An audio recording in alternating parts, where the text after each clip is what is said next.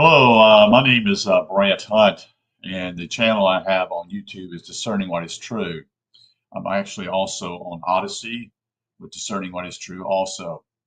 We're going to be reading from the book of John Coleman, Diplomacy by Deception. And this will be the chapter 2, that is, regarding the issue of brutal, illegal Gulf War 2. So let's continue. Hope you're having a good day. The sun is out after a couple of days of rain. And so we're going to continue this whole thing, diplomacy by deception. And so here we go. The most recent of wars carried out under the cloak of diplomacy by deception, that is the Gulf War, differ from others in that the Committee of 300, the Council of Foreign Relations, Illuminati, and the Bilderbergers did not adequately cover their tracks along the way to war. The Gulf War, therefore, is one of the easiest of wars to trace back to Chatham House and Harold Pratt House. That's Harold Pratt, Pratt, House, House. And fortunately for us, it is one of the easiest to prove that diplomacy by deception thesis. The Gulf War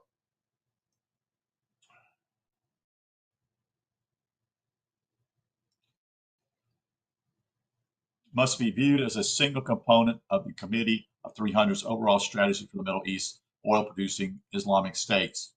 Only a brief historical overview can be given here. It is essential to know the truth and to be set free from the propaganda of Madison Avenue opinion makers, also known as advertising agencies.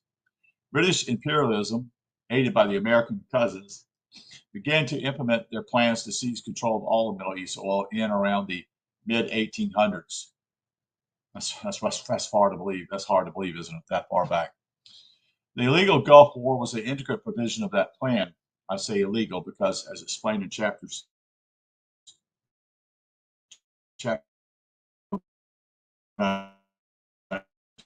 clauses 1, clause 11, clause 12, clause 13, 14, 15, and 18 of the U.S. Constitution. If we're gonna abide by the Constitution, then let's abide by it. If not, let's just throw it out in the dustbin. Because reality simply is that they're playing a game with us.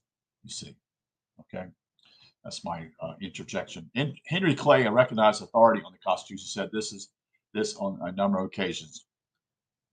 No elected officer can override the provisions of the Constitution, and both former Secretary of State James Baker III and President George Bush ought to have been impeached for violating the Constitution. The British intelligence source told me that when Baker met Queen Elizabeth II at Buckingham Palace, he actually bragged about how he got around the Constitution and then, in the presence of the Queen, chastised Edward Heath, who had opposed the war.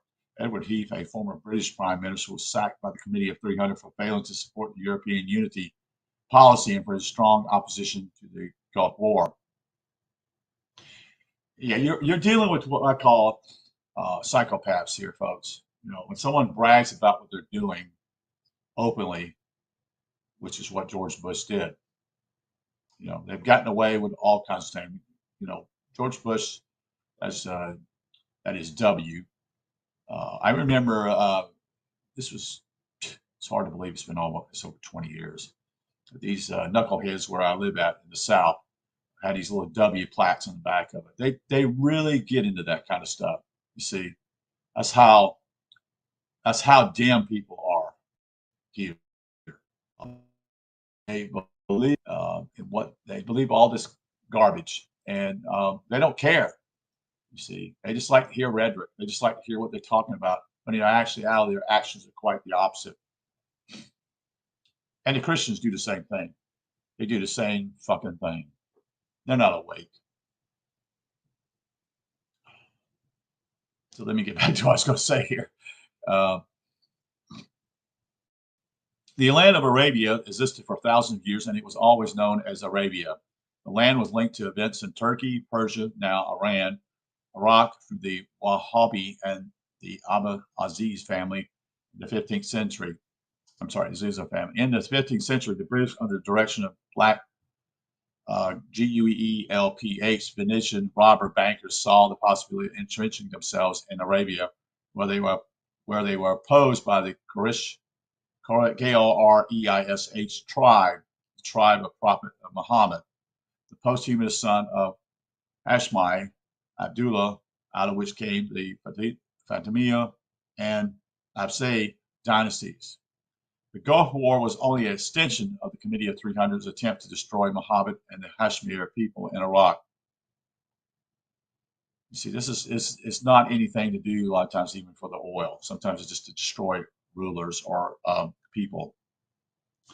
The rulers of Saudi Arabia are hated and despised by all true followers of Islam, more so since they allow infidels, that is the U.S. troops, to be stationed in the land of the Prophet Muhammad.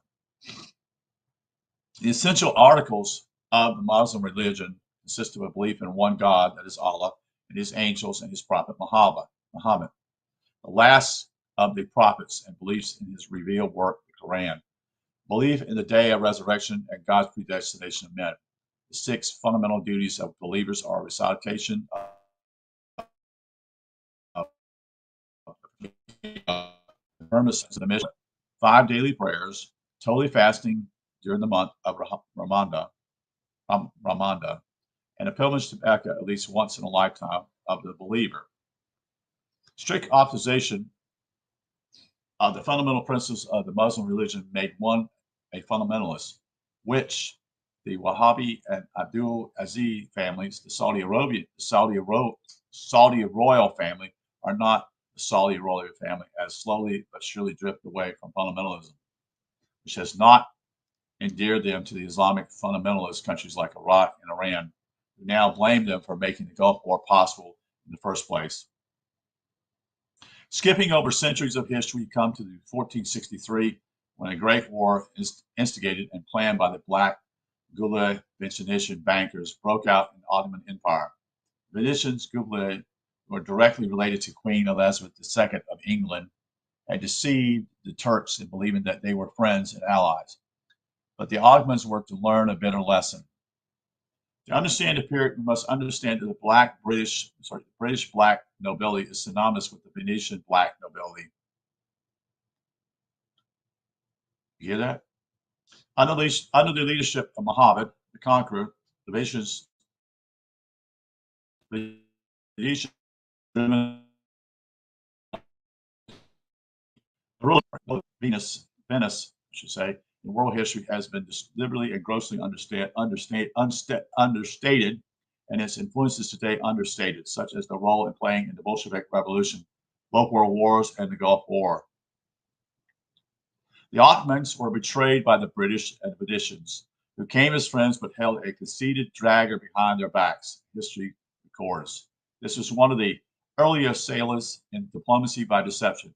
He was very successful, copied by George Bush and posing as a friend of the Arab people. With British intervention, the Turks were pushed back from the gates of Venice, and an Arab presence firmly established in the peninsula. The British misused the Arabs under Colonel Thomas E. Lawrence to bring down the Ottoman Empire, and eventually betraying them and setting up the Zionist state of Israel through the Balfour Declaration. This is a good example of the diplomacy by deception that succeeded. In the periods of 1909 to 1915, the British government used Lawrence to lead Arab forces to Palestine. The void left by the Turks were filled by immigrant Jews flocking into Palestine under the terms of Balfour Declaration. The British government continues its deception by moving British troops into Sinai and Palestine. Sir Archibald Murray assured Lawrence the move was to forestall the Jewish immigration under the Balfour Declaration signed by Lord Rothschild, a top member of the Illuminati. The terms under which the Arabs agreed to intervene in the Ottoman campaign, to whom the black nobility of Britain has sworn undying loyalty, were negotiated by Sherry Hossein of Hijaz, H-I-J-E-Z, and specifically introduced a provision that Britain would not permit Jewish immigration into Palestine. Transjordan and Arabia to continue. Hussein made this demand the very heart of the agreement signed with the British government. Of course, the British government never intended to honor the terms of his agreement with Hussein, adding the names of the other countries to Palestine so that they could say, well, we did keep them out of these countries. It was diplomacy by deception at its finest, in sending Jews to any Middle Eastern country other than Palestine. The British government always played Abdul Aziz and Wahhab's, that is the Saudi royal family, against Sharif Hussein, secretly entering into agreement with the two families that officially pretended to be recognizing Hussein as the king of Hejaz, which the British government did on December 15, 1916. The British government agreed to secretly back the two families with enough arms and money to conquer the independent city-states of Arabia. The side deal, and he agreed to launch a full-scale attack on the Turks. This prompted the Wahhabi and Abdul Aziz families to put together an army and launch a war to bring Arabia under their control. The British oil companies thus succeeded in getting Hussein to battle the Turks unwillingly on their behalf. Wow. Funded by Britain in 1913 and 1927, the Abdul Aziz Wahhabi armies conducted a bloody campaign against Arabia independent city-states overrunning Hejaz, Jauf, Jauf, and Taif. The holy Hashemite city of Mecca was attacked on October 13, 1924, forcing Hussein and his son Ali to flee. On December 5th, 1920.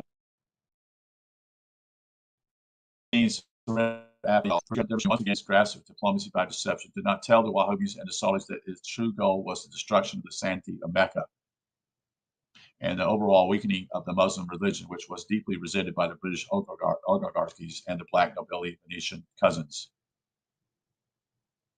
Nor did the British government tell the Saudi and Wahhabi families that they were merely pawns in the game to secure Arabian oil for Britain over the claims of Italy, France, Russia, Turkey, and Germany. On September 22, 1932, the Saudi Wahhabi armies put down a rebellion in the largest Hashemite territory of Transjordan. Thereafter, Arabia was renamed Saudi Arabia and was henceforth to be returned by a king drawn from the two families. Thus, by the deceit of diplomacy by deception, the British oil companies gained control of Arabia. This diplomacy by deception and the whole-blooded campaign is fully described in my monograph, Who Are the Real Saudi Kings and Kuwaiti Sheiks?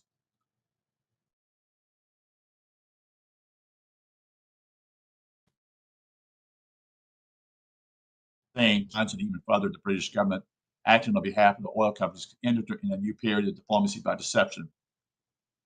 They drew up and guaranteed a treaty between Saudi Arabia, as it was now called, and Iraq, which became the foundation of a whole series of inter-Arab Muslim pacts, which the British government said it would enforce against Jewish immigration to Palestine. Contrary to what Britain leaders told the Arab Muslim parties, the Balfour Declaration, which had already been negotiated, permitted Jews not only to immigrate to Palestine, but to make it their homeland. This agreement laid out terms of an Anglo-French accord, placed Palestine under international administration.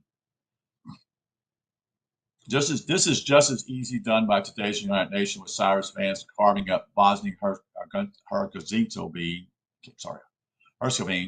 and an international recognized country into small enclaves so that Serbia can take them over in due time. It's just all the way they do this. And they play again, like I said, they're playing chess. Okay, and they'll tell you what they're doing, and they do the opposite.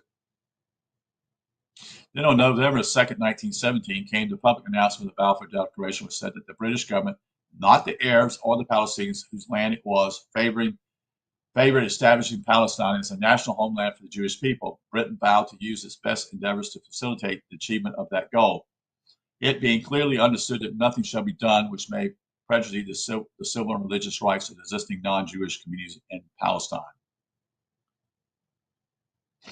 The more audacity piece of diplomacy by deception is hard to find anywhere. Note that the real inhabitants of Palestine were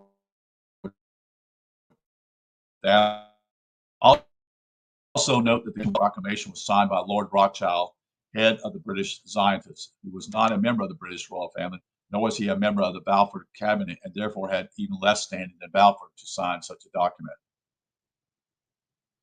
The ghost betrayal of the heir of so angered Colonel threatened to expose the British government duplicity, a threat that was to cost him his life. Lawrence had given Hussein and his men a solemn promise that further U.S. immigration to Palestine would not occur. Documents in the British Museum clearly show that the promise related to Sharif Hussein by Lawrence was made by Sir Archibald Murray and General Edmund Allaby on behalf of the British government. In 1917, British troops marched into Baghdad, marking the beginning of the end of the Ottoman Empire. Throughout this period, the Wallaby and Saudi families were continually reassured by Murray that no Jews would be allowed to enter Arabia, and that the few Jews who would be allowed to immigrate would be settled only in Palestine. On January 10, 1919, the British gave themselves a mandate to rule Iraq, which passed in law on May 5, 1920. Not a single government in the world protested Britain's illegal action. Sir Perry Cox was named High Commissioner. Of course, the people of Iraq were not consulted at all. By 1922, the League of Nations approved the terms of the Balfour, that is the Rothschild Declaration, which gave the British government a mandate to run Palestine and Kashmir, country called Transjordan. One can only marvel at the audacity of the British government and the League of Nations. It's amazing, isn't it? They didn't even follow their own rules. It's just amazing. In 1880, the British government formed a friendship with a tame Arabic sheep by the name of Imra Abdullah Salem al-Sabah. Al-Sabah was made their representative in the area along the southern border of Iraq, where the Rumani oil fields had been discovered inside Iraq territory. The al-Sabah family kept an eye on the rich prize while the British went after another prize in 1899, that of a huge gold deposit in the time of the Republic.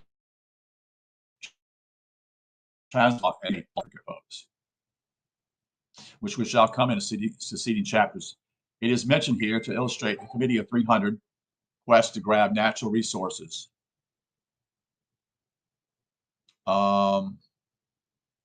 am I at here? Of nations whenever and wherever they could do so. On behalf of the Committee of 300 on November 25, 1899, the same year the British went to war against the Boer republics. The British government made a deal with Emir al-Sabah, whereby the land encroaching on Romania oil fields, I should say Romania's Rumalia's Rumali oil fields in Iraq was ceded to the British government. Oh my God. Notwithstanding the fact that the land was an injured part of Iraq.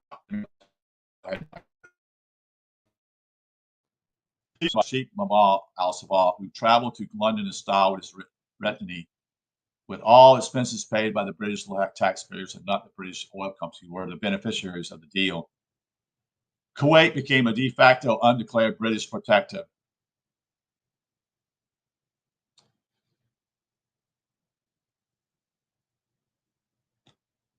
It's amazing. The local population had no say in the setting up of the al-Sabahs as absolute dictators who soon showed cruel ruthlessness. They always choose the worst people, folks. They always do. And this is supposed to be civilization. This is supposed to be a civilized country. In 1950, the British invaded Iraq and occupied Baghdad in an act that President George Bush would have called naked aggression, the term he used to describe Iraq's move against Kuwait to reclaim this land stolen by Britain. The British government set up a self-proclaimed mandate, as we have already seen, and on August 23, 1921, 2 months after his arrival in Baghdad, self-styled High Commissioner Cox named former King Faisal of Syria as head of the puppet regime in Basra. Britain now had one puppet in northern Iraq and another in southern Iraq. In order to strengthen their position, not being satisfied with the blatant rig Alessio that gave the British their mandate, the elaborate and bloody plot was hatched. MI6 British intelligence agents were sent in to stir up a revolt among the Kurds in the Mosul, that is Mosul, M-O-S-U-L, encouraged to revolt by their leader, Sheikh Mohammed They staged a great insurrection on June 18, 1922. British intelligence agents of MI6 had for months told Sheikh Mohammed that his chances of securing an anonymous state for the Kurds would never be better. Why did MI6 ostensibly act against the best interests of the British government? The answer is found in diplomacy by deception. Yet, even as the Kurds were being told that their age-old quest for an autonomous state was about to become a reality, Cox was telling Iraqi leaders in Baghdad that the Kurds were about to revolt. It was, said Cox, only one of many reasons why the Iraqis needed a continual British presence in the country. After 2 years of fighting, the Kurds were defeated.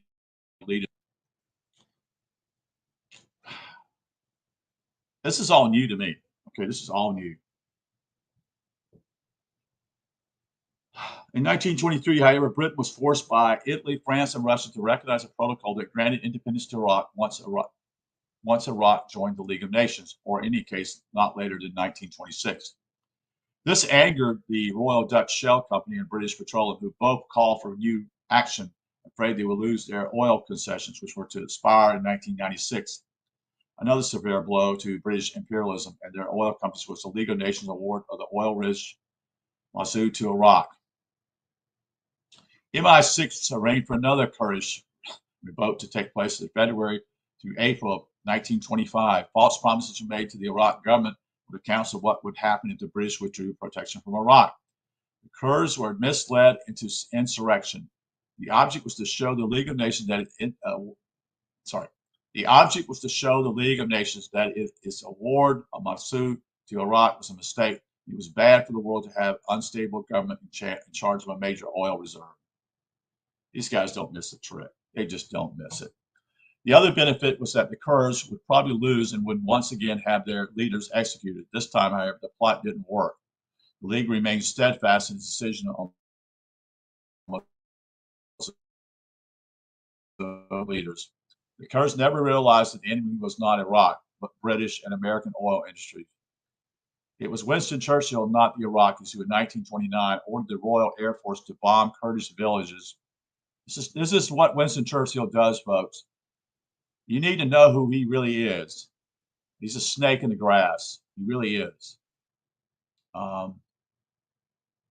He did not actually serve the British interests. He served other people's interests because they would give him money because he liked to spend money.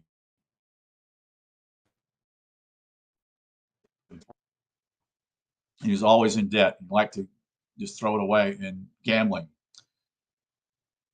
He in 1929 ordered the Royal Air Force to bomb Kurdish villages because the Kurds objected to British oil interests over the Mosul oil fields, which they fully understood the value of. In April, May, of June of 1932, now 3 years later, saw the Kurds in yet another MI6 inspired and directed insurrection, again aimed at persuading the League to alter its decision over Mosul oil, but the attempt was not successful.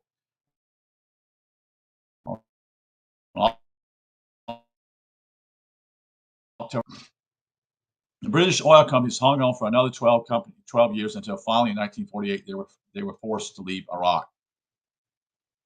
And even after leaving Iraq, the British did not withdraw their presence from Kuwait on their various grounds that it was not part of Iraq, but a separate country.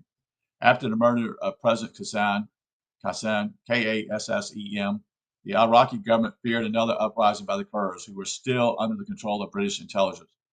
On June 10, 1963, the Kurds under Mustafa al-Barzani threatened war against Baghdad, which had its hands full with crushing the communist menace. The Iraqi government made an agreement granting some measures of autonomy to the Kurds and issued a proclamation to this effect. To stoking up the British intelligence, the Kurds resumed fighting in April of 65 because no progress had been made by the Iraqis in implementing the provision of 63 proclamation. The Baghdad government charged Britain with meddling in its internal affairs, and Kurdish unrest continued for 4 more years. On March 11, 1970, the Kurds were finally granted autonomy, but as before, only a very few of the provisions contained in the agreement were implemented. The arrangement had been disturbed in 1923 when, at the insistence of Turkey, Germany, and France, a conference was held in Lasanda.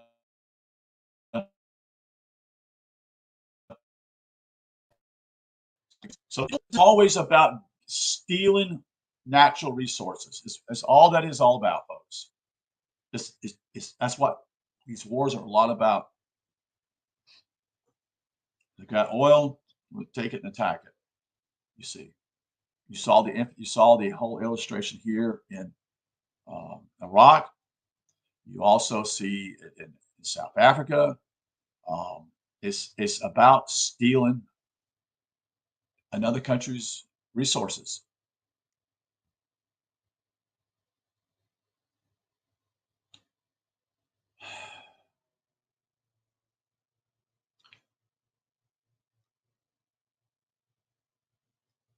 So let me go in.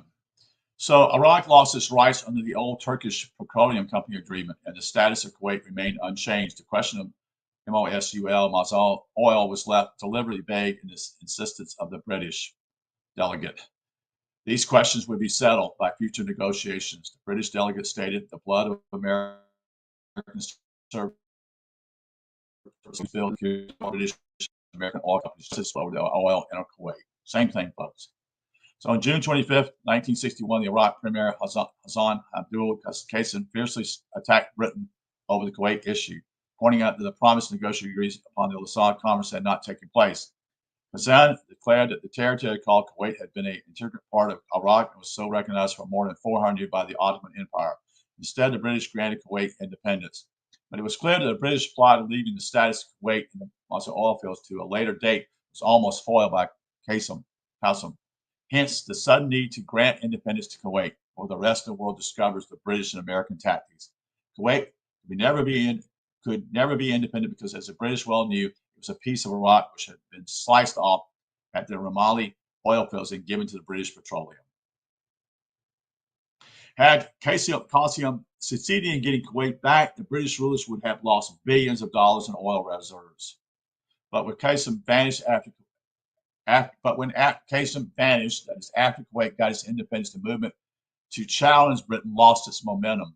By granting independence to Kuwait in 1961 and ignoring the fact that the land was not theirs to give, Britain was able to fuel off the just claims of Iraq. As we know, Britain did the same thing in Palestine, it did the same thing in India, and it did the same thing in South Africa. For the next 30 years, Kuwait continues as a vassal state of Great Britain, which the oil companies pulling billions of dollars into British banks, while Iraq got nothing. British banks flourished in Kuwait, which was administered from Whitehall in the city of London. This continued until 1965. In addition to the cruelty of the Al-Sabads, was the fact that there was no one man, one vote. In fact, there was no vote at all for the people. This was not the concern of the British or the United States government. The British government made a deal with Al-Sabad's family, you see, who would henceforth remain the rulers of Kuwait as this portion of Iraq territory came to be known. Under the full protection of the British government, thus was Kuwait stolen from Iraq. The fact that Kuwait did not apply for membership in the UN at the same time as Saudi Arabia did is proof that it was never a country in the truest sense of the word. The creation of Kuwait was hotly disputed by successive Iraqi governments who could do little to reclaim the land in the face of superior British military might. On July 1st, 1961, and after years of protests over Kuwait annexing its territory, the Iraqi government finally moved on the issue. Amir al-Sabah called on Britain to honor the 1899 agreement, and the British government moved military forces into Kuwait. Baghdad backed down, but never gave up its just claim to the territory. Britain's seizure of Iraq land, called it Kuwait, and granted it independence, must rank as one of the most audacious acts of piracy in modern times and directly contributed to the Gulf War. I have gone to some lengths to explain the background of events that led to the Gulf War in an attempt to show just how unjustly the United States acted towards Iraq and the power of the Committee of 300. Here's a summary of the events that led to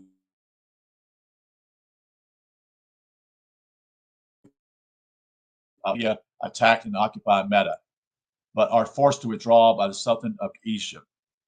In 1899, November 25th, Sheikh Mohammed al-Sabah ceded parts of the Ramallah oil fields to Britain. Land ceded was recognized for 400 years as Iraq's territory, but barely sparsely populated up until 1914. Kuwait became a British protectorate. 1909 through 1915, British used Colonel Thomas Lawrence British intelligence to befriend the Arabs. Lawrence assured the Arabs that General Edmund Allaby would keep the Jews out of Palestine. Lawrence was not advised of British real intent. Sheriff Sharif Hassan, the ruler of Mecca, raised the Arab army to attack the Turks. Ottoman Empire presence in Palestine and Egypt is destroyed.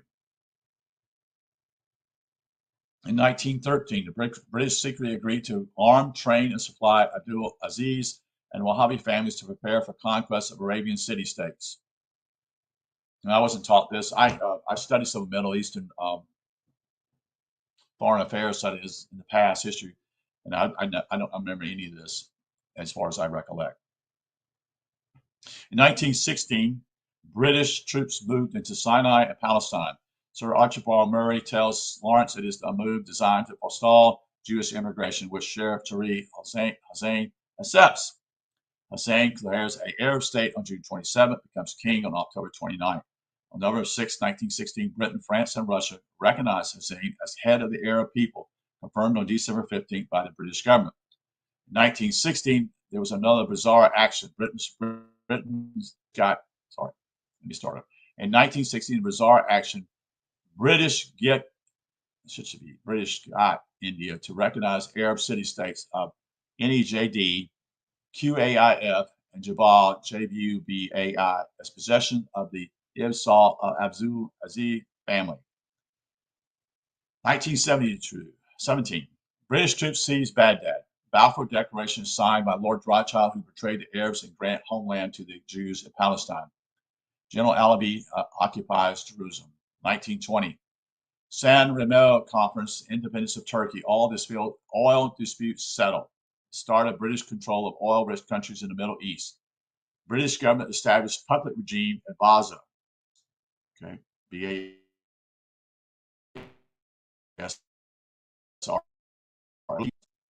Abdul Aziz attacks TAIF and Hajjaz, only able to capture it after 4 years struggle. 1922, Aziz sacks Joff and murders Shalan family dynasty. Balfour Declaration is approved by the League of Nations. 1923, Turkey, Germany, and France reject the British cooperation of Iraq. They call for a summit of Lausanne in Switzerland. British agrees to freedom for Iraq, but hangs onto the oil fields in order to create a separate entity situation. Hussein, son of Sheriff Hussein in Mecca, and called the new country Transjordan. So they just created a country. This is what's so really weird is that they created these little pieces apart. That's why it's odd. You look at Kuwait and you're like, this doesn't look right. It's like almost, it's just territory. It's cut out such and such. Look at the map. Look at it. It's amazing. In 1924, let's see, 1924. On October 13, Wahhabis and Abdul Aziz attacked and captured the holy city of Mecca, buried place of Prophet Muhammad. Zayn and his two sons are forced to flee. Medina, Medina, probably not saying it right, surrendered to Ibn Salt forces. 1926, Ibn Salt proclaims himself as King Hajjaz and Sultan of Najd. British signed treaty with Ibn Salt and Wahhabis, granted complete freedom of action, recognizing captured city-states as his possessions. This marks the beginning of British petroleum and the American oil companies battling to outdo each other in attaining oil concessions. In 1929, the British signs a new treaty of friendship with Iraq, recognizing its independence, but leaves Kuwait's status unresolved in the Jewish whaling law. 1930, the British government releases the white paper by Pasfield Commission, which recommends that Jewish immigration to Palestine be halted immediately and no more land be awarded to Jewish settlers because of too many landless Arabs.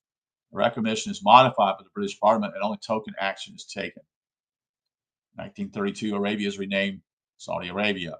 1935, British Petroleum builds pipeline from disputed Masia oil field to port of Haifa.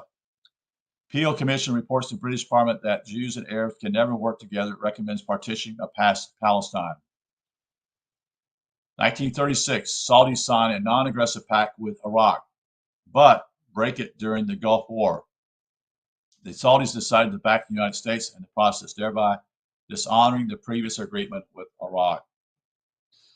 1937, the Pan-Arab Conference Syria rejects the Peel Commission plan for Jewish immigration in Palestine. British arrest the Arab leaders and deport them to Seychelles, Seychelles. Sorry about the pronunciation.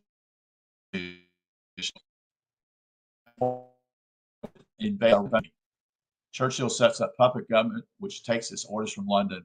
This is amazing. It's all about oil, folks. Oil, oil, oil. 1946, Transjordan is granted independence by Britain and is renamed Ajmer Kingdom of Jordan. 1949, widespread and violent opposition by Zionists follows. 1952, serious rioting in Iraq over continued British presence outrage over U.S. complicity with oil companies. New government of Jordan orders British troops out of the country. 1954, Britain and U.S. berate Jordan for refusing to join its armistice talks with Israel, followed by downfall of Jordanian cabinet. U.S. cabinet. U.S. Sixth Fleet menaces Arab countries by landing Marines in Lebanon. It's an act of war. King Hussein is not intimidated and responds by denouncing the strong U.S. ties with Israel. 1955. You see, this is all, you can see who's fighting for here. You can see what's going on here. It's very clear. The United States is not even, and Britain is the same thing, are actually forcing the issue here. And the Arabs are not happy about it at all. And they've used the Arabs many times, especially the Kurds. 1955, Palestinians on the West Bank riot. Israel declares Palestinians a Jordanian problem. 1959, this is you can tell it's becoming a keg here. It's just going to be a problem. It's going to be a big problem. In 59, Iraq protests the inclusion of Kuwait in CETAN. I guess it's Central Europe. I don't know. CETAN membership. Assaulting British imperialism. British control over Kuwait is strengthened. Iraq outlet to the sea is completely cut off. 1961, Premier Kazan of Iraq warns British Kuwaitians Iraq's land and has been for 400 years. Kazim is later assassinated mysteriously. British government declares Kuwait an independent nation. British oil companies are given control over a large part of the Ramallah oil fields. Kuwait signs treaty of friendship with Britain. British troops move in to counter possible attack by Iraq. 1962, Britain and Kuwait terminate defense pact. 65, Crown Prince Sabah al-Salim al-Sabah becomes Emir of Kuwait. 1967, Iraq and Jordan go to war against Israel. Saudi since 2002 Jordan, who are forbidden to take part in the fighting that is just with Jordan. By now, the Committee of 300 grip on the Middle East oil was almost total. The road Britain and America had followed was not a new one, but extension began by Lord Bertrand Russell. You know that guy? Yeah, a Fabian. And if a world government is to work smoothly, certain economic conditions will have to be fulfilled. Various raw materials are essential to industry. Now, what is going on here is this is a certain group of people want their way. Of these, at present, one of the most important is oil. Probably uranium, though no longer needed for purposes of war, will be essential for industrial use of nuclear energy. There's no justification of private ownership of such essential raw materials. And I think you should include the undesirable ownership. Not only ownership by individuals or companies, but also separate states. The raw materials without which industry is impossible should belong to the international authority and granted to separate nations. Wow. This turned out to be a profound statement by the prophet of the Committee of 300, coming precisely when British-U.S. meddling in the Arab affairs was at its height. Note that Russell already knew then that there would be no nuclear war. Russell declared himself in favor of a one world government or a new world order spoken of by the President Bush. The Gulf War was a continuation of earlier efforts to wrest control of Iraqi oil fields from its rightful owners and to protect the entrenched position of British Petroleum and other majors of the oil cartel for the Committee of 300. The Balfour Declaration is the kind of document which the British became infamous. In Africa to new levels, while talking peace already disturbed by the hundreds of thousands of vagabonds and carpetbaggers who flocked to the Boer Republic in the wake of the biggest gold strike in the history of the world. Queen Victoria was preparing for war. The Gulf War was fought for two primary reasons. The first concerns the hatred of all things Muslim by the RIIA and the American cousins of the CFR, in addition to their strong desire to protect their surrogate Israel. The second was unbridled greed and the second was control East oil producing countries. As to the war itself, U.S. maneuvering began at least 3 years before Bush officially went on the offensive. The United States first armed Iraq and then incited it to attack Iran in a war which decimated both countries. The so-called meat grinder war. Yeah, they did this on purpose, folks. The war was designed to weaken both Iraq and Iran to the point that they would no longer be a credible threat to British and U.S. oil interests. And as a military forces, they would no longer pose a threat to Israel. So in reality, this is, what we're seeing also is what the United States has been experiencing also. It's been doing the same thing with itself being destroyed also, because it goes and fights all these foreign affairs type of deals and is weakening itself. Plus, we don't build those things anymore. We depend upon other countries to build those things for us, if you know what I mean. In 1981, Iraq asked the Bando Nazazel de Love, I'm sorry, this BNL in Brezdico, Italy, for a line of credit to buy weapons from an Italian company. That company later sold landmines to Iraq. Then in 1982, the U.S. President Ronald Reagan removed Iraq from the list of countries that sponsor terrorism in response to the State Department requests. In 1983, the U.S. Agriculture Department provided Iraq with loans amounting to $365 million, ostensibly to purchase agricultural products, but subsequently events disclosed that the money was used to purchase military hardware. In 1985, Iraq approached the BNL branch in Atlanta, Georgia, with a request that the bank process its loans from the U.S. Agriculture Department Commodity Credit Corporation. In January of 1986, the high-level CIA National Security Agency meeting was held in Washington, D.C. to discuss whether the United States should give intelligence data it had on Iraq to the government of Tehran. Then Deputy NSA Gates National Security Council. It was not until 1986 that President Bush made a number of public references supporting Iraq, one in which he said the U.S. must build a solid relationship with Iraq for the future. Shortly thereafter, the BNL's Atlantic branch secretly agreed to a $2.1 billion commercial loan to Iraq. It never changes, does it? In 1989, hostilities between Iraq and Iran came to an end.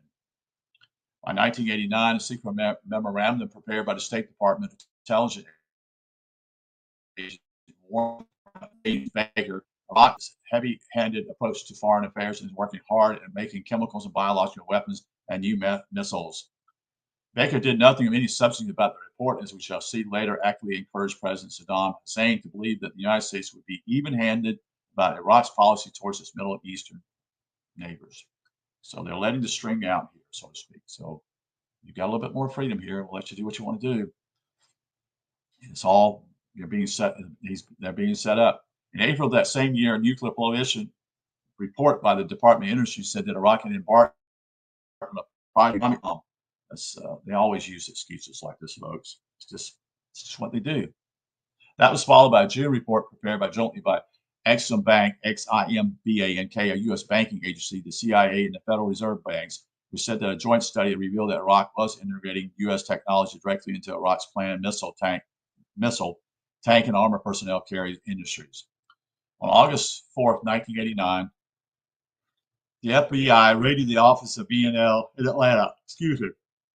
Some suspects that this was done to preempt any real investigation into the loans for Iraq was used to buy sensitive military technology and other military know-how, rather than for the purpose extended by the Agriculture Department.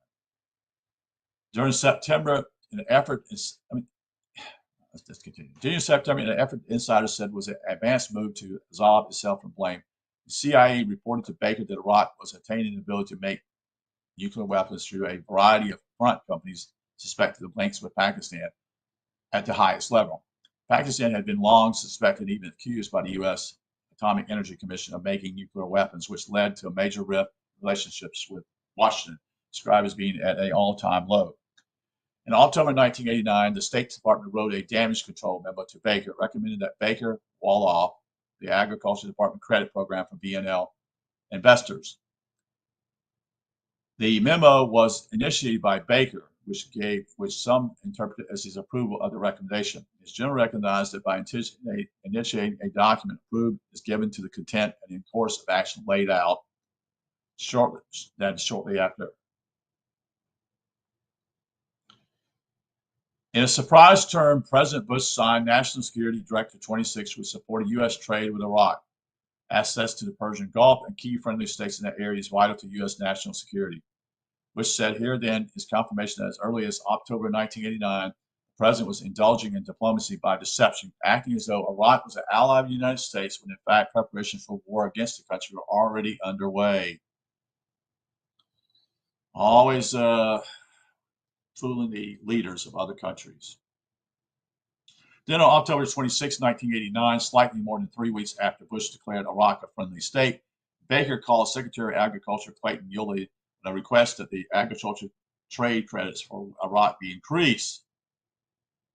In response, Yulee, that's Y-E-U-T-T-E-R, ordered his department to provide $1 billion in insured trade credits for the Baghdad government, even though the Treasury Department expressed reservations. Deputy Secretary of State Lawrence Eagleburg assured the Treasury that the money was needed for geopolitical reasons. Yeah, geopolitical reasons, yes. Our ability to influence Iraq's behavior in areas from Lebanon to the Middle East peace process. Another reference to, I believe, reference to Israel is enhanced by expanded trade, said Eagleburg. However, this was not enough to allay a suspicion of hostile element of the Democrats in Congress possibly reacting to the intelligence information received from Israel. In January of 1990, Congress barred loans to Iraq and 8 other countries, congressional investigators said, were hostile towards the United States. This was a setback for the major plan to go to war against Iraq, which Bush did not trust Congress to know. He didn't want them to know. So on January 17, 1990, he exempted Iraq from the congressional ban. They want war. Possibly fearing that congressional intervention might upset war plans, State Department Specialist John Kelly fired off a memo to Undersecretary of State for Policy Robert Kemeny, in which the Agriculture Department was castigated for its tardiness in moving on the loans to Iraq. This February 1990 incident is of major importance in proving that the president was anxious to complete stocking Iraq with arms and technology so that the timeable table for war would not fall behind schedule. And on February 6, James Kelly, a lawyer from the New York Federal Reserve responsible for regulating BNL operations in the United States, wrote a memo which ought to have caused a great deal of alarm. A planned trip to Italy by the Federal Reserve criminal investigators was put off. The BNL has cited concerns regarding the Italian press. A trip to Istanbul was put off at the request of Attorney General Richard Thornburg. Kelly February 19 the loans will feed Saddam paranoia and accelerate his swing against us. If we did not already know about the war planning against Iraq, the latter statement would appear to be an amazing one. How could the United States go on arming President Hussein if he feared that he would be swinging against us? Logically, the proper course of action would have been to suspend the credits rather than arm a nation that the State Department believed might turn against us. March of 1990 brought some surprising developments. Documents produced in federal court in Atlanta showed that, I'm going to spell this, R.E.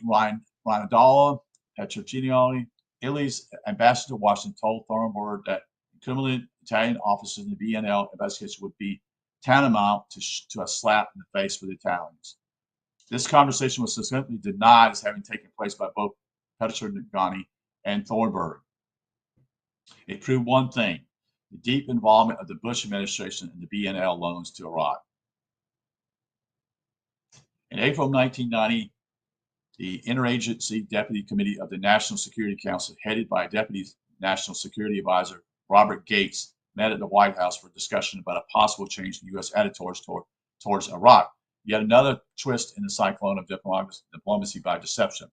Yet another unexpected turn of events that same month, apparently not anticipated by Bush of the NSA, the Treasury Department balked at the Canadian commodity trade credits, refusing to allow it to go through. In May of 1990, the Treasury Department let it be known that it had received a memo from the NSA objecting to its move. The memo said that NSA, that's the National Security Administration staff, wanted to prevent agricultural credits from being canceled, as this would exacerbate the already strained foreign policy relations with Iraq. On July 25th, 1990, probably earlier than the Committee of 300 preferred, the trap was sprung. Spurred on by mounting numbers of setbacks, President Bush authorized U.S. Ambassador April Gillespie to meet with President Hussein. The purpose of the meeting was to reassure President Saddam Hussein that the United States had no quarrel with him, would not intervene in any inter-Arab border dispute. According to a number of as yet unreleased State Department cables, which Representative Henry Gonzalez was able to obtain, this was a clear reference to Iraq's dispute with Kuwait over the Ramadi oil fields. The Iraqis took Gillespie's word as a signal from Washington that they could send their army into Kuwait, thereby buying right into the plot, as Ross Perot stated during the November 1992 election. I suggest that in a free society owned by the people, the American people ought to know what we told Ambassador Gillespie to tell Saddam Hussein, because we spent a lot of money, risked lives, and lost lives in that effort and did not accomplish most of our objectives. Meanwhile, Gillespie disappeared from view and was subsequently to a secret location shortly after news broke about her part in the diplomacy by deception practice against Iraq. Of liberal senators who asked if Gillespie was a wallflower and needed a great chivalry, she appeared before a Senate committee and denied everything. Shortly afterward, Gillespie resigned from the State Department and no doubt now lives in a comfortable obscurity from which she ought to be wrenched, placed under oath in a court of law and forced to testify to the truth of how the Bush administration calculating deceived not only Iraq but also this nation. On July 20, days after the Iraqi president began moving his army towards the border with Kuwait, continually with the deception, Bush sent a team to Capitol Hill to testify against imposing sanctions against Iraq, thereby adding to President Hussein's beliefs that his impending invasion of Iraq would be winked at by Washington. Man, you got to be kidding me. 2 days later, on August 2nd, 1990, the Iraqi army crossed the artificial created border of Kuwait. Also during August, the CIA and top secret reports told Bush that Iraq was not going to invade Saudi Arabia, and that Iraq's military had not made any contingency plans to do so. In September of 1990, the Italian ambassador, that was Petruccio, accompanied by a number of BNL officials, met with Justice Department prosecutors and investigators.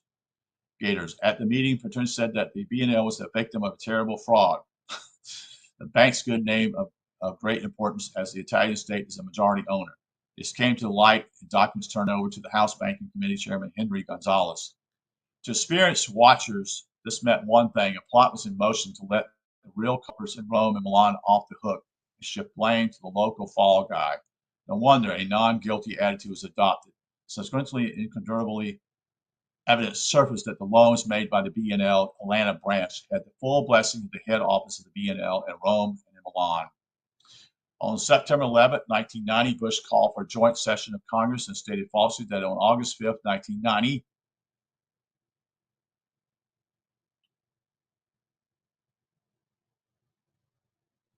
Iraq had 150,000 troops and 1,500 tanks in Kuwait, posed to strike at Saudi Arabia, when they knew there was not going to be that threat to Saudi Arabia.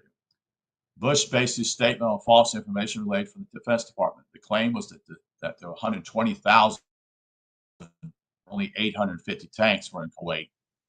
The Defense Department must have known this information was false. Otherwise, its KH-11 and KH-12 satellites were malfunctioning. We know that they were not. Apparently, Apparently, Bush needed to exaggerate to convince Congress that Iraq's presence is a threat to Saudi Arabia. So you see how this works, guys. Meanwhile, the Russian military releases its own satellite pictures showing the exact troop strengths in Kuwait as a cover-up for Bush.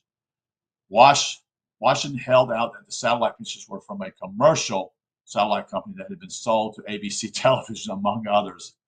Wow, this is unbelievable. By turning the satellite pictures over to a commercial company, Russia engaged in a bit of deception of its own. Clearly, the Defense Department and the President have been lying to the American people and were now caught out in their lies. By now, Chairman Gonzalez was asking embarrassing questions about the Bush administration's possible involvement in the BLL scandal. In September 1990, the Assistant Attorney General for the Legislative Affairs wrote a memo to the Attorney General which stated, "Our best attempt to thwart any further congressional inquiry by the House Banking Committee into BNL loans is to have you contact Chairman Gonzalez directly." On September 26, a few days after we received the memo, Thornburg phoned Gonzalez and told him not to investigate the BNL matter because of national security issues involved. Gonzalez bluntly refused to call off the House Banking Committee investigation of BNL. Thornburg later denied ever having told Gonzalez to leave BNL alone. Gonzalez soon got hold of a memo written by the State Department dated December 18th, which exposed Thornburg's national security plea. The memo also stated that the Justice Department investigation of BNL didn't raise any national security issues or problems. Further, the DIA, the Defense Intelligence Agency, announced that its teams in Italy had learned that the BNL Brezhnev branch loaned Iraq $255 million to buy landmines from Italian manufacturer the day that the Allied victory in the Gulf War was announced.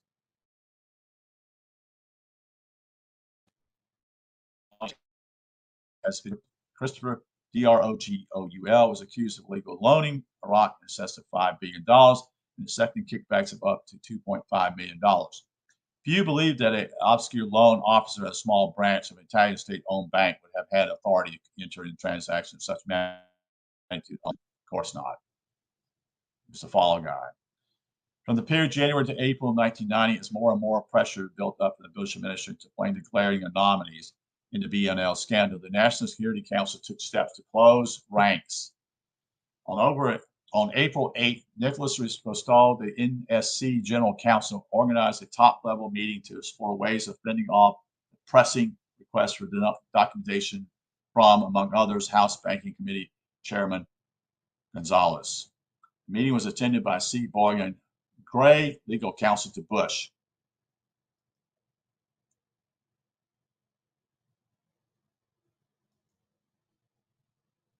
Fred Green, National Security Agency Counsel, CIA General Counsel, Elizabeth Rice, and whole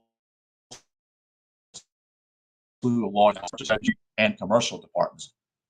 Rostow, R-O-S-T-O-W, opened the meeting by warning that Congress seemed intent on probing the Bush administration relations with Iraq before the war. Rostow told the lawyers that the National Security Council is providing coordination for the administration for response to congressional documents, questions for Iraq-related material, adding that any congressional requests for documents should be checked for issues of executive privilege, national security, etc. Alternates to providing documents should be explored.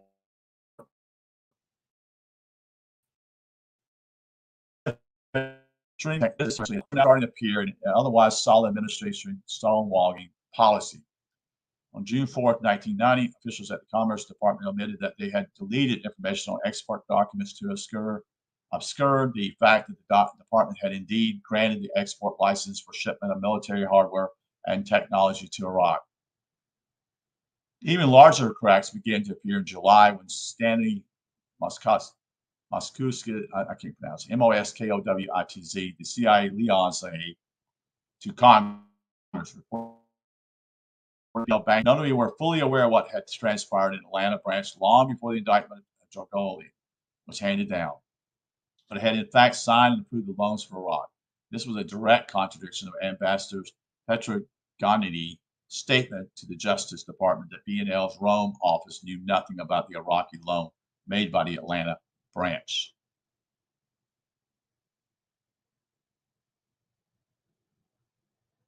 I'm going to conclude right now with this.